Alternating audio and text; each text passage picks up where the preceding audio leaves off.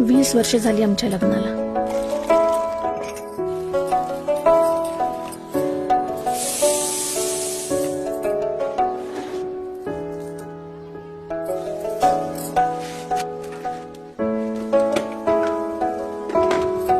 अहो डबा राहिला.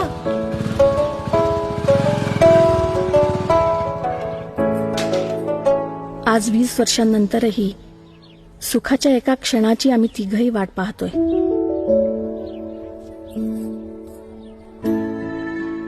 माझं लग्न एका शिक्षकाशी झालेलं. लग्नानंतर काहीच वर्षात लक्षात आलं की शिक्षकाला वर्गातली कमी पण इतर कामं फार. कधी सर्वे करा, कधी शासकीय कामं, रात्र रात्र उत्तरपत्रिका तपासा, नाहीतर उशिरापर्यंत शाळेतली इतर कामं. या साऱ्यात घरच्यांना द्यायला वेळ नाही आणि वेळेवर पगारही नाही.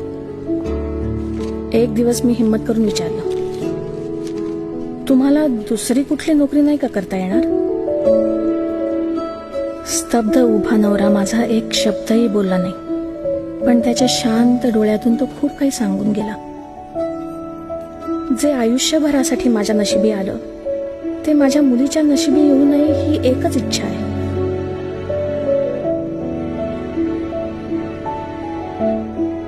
आणि एक दिवस एक लाल दिव्याची गाडी दारात येऊन थांबली.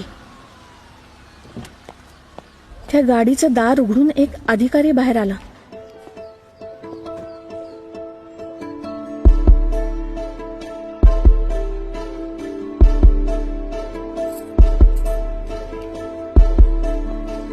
माझ्या नवऱ्याला बघताच पुढे येऊन पाया पडला.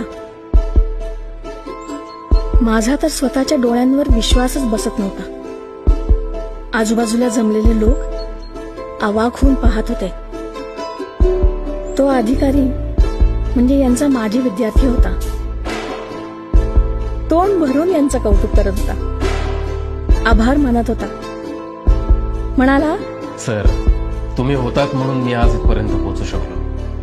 कशाचीही अपेक्षा न करता देशासाठी सक्षम पिढी घडवण्याचं तुमचं कार्य आता आम्ही पुढे नेऊ.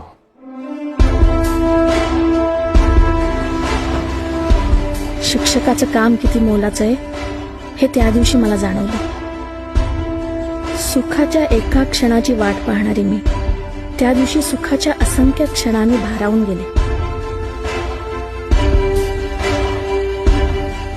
देशाला उज्ज्वल भविष्य देणाऱ्या शिक्षकांचा